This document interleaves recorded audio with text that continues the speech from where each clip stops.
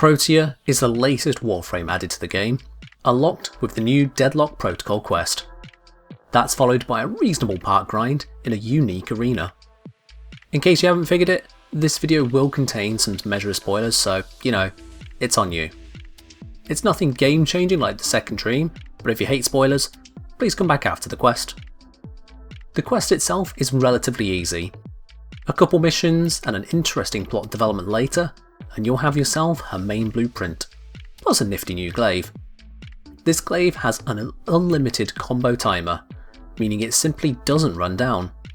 The only way to drop the combo is to use the combo up with a heavy attack. As an aside, the Riven Unveiling challenge, which requires you to maintain a 6x combo, just became even more trivial than before.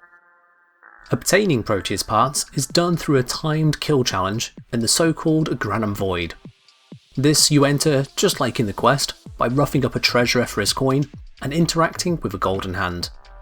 The Void and its rewards come in 3 tiers, and you need all 3 of them for Protea. Tier 1 is low level missions up to around level 15 on the new Corpus ship tileset.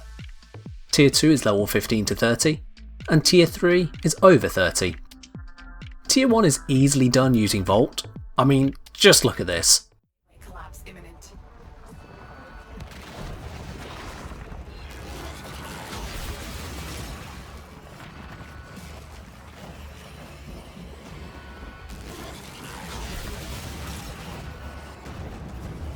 For Tier 2 and Tier 3, Vault Cheese doesn't seem to work as well due to the increasing defense of these spectres, so I found using Mesa or Ember more effective.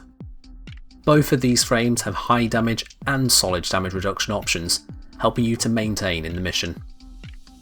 Definitely bring the new melee weapon along to help give you more time by freeing the Solaris, otherwise keep a BDI out for the little time pyramid pickups. Once you've run those 3 tiers approximately 9 times each, you'll have yourself Protea's parts. Protea herself is a curious frame. She's themed around being a gadgety bodyguard, which she somewhat accomplishes.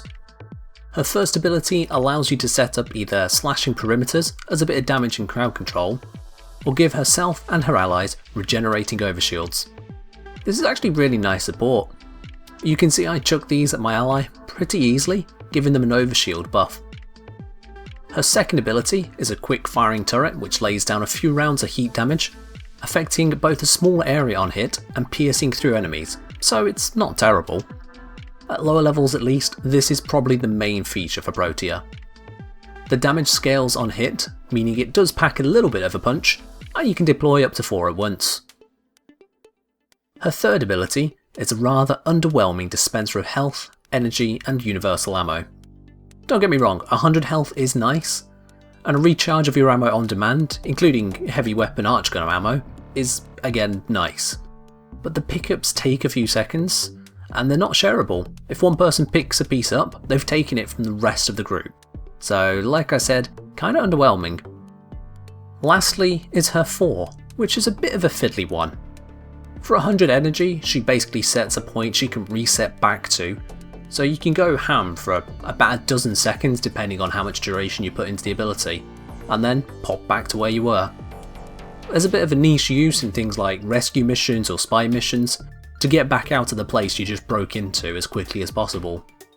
Overall though, I feel like this ability is more designed around allowing you to just go crazy with the rest of her kit, because it refunds the energy you've spent during that time, aside from the energy you spent on the ability itself to do the time anchor. I'll be honest, it's not the kind of ability that I'd be choosing a frame for.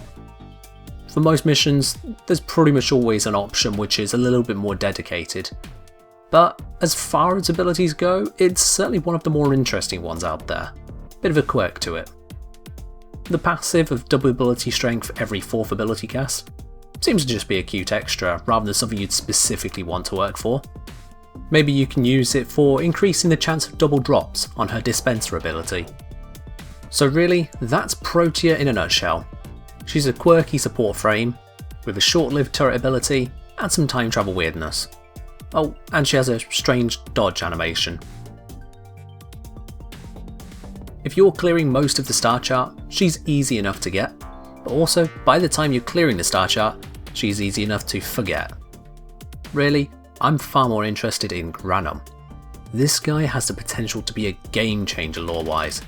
He's smart, real smart, and not just another Corpus Leech. He's a guy who prides himself and measures others on how much they get done themselves. As the saying goes, if you want things done right, do it yourself. I'm particularly concerned as to what he decides is right though. He is Corpus after all. Now, my lovely, if you wouldn't mind, show our guests the door.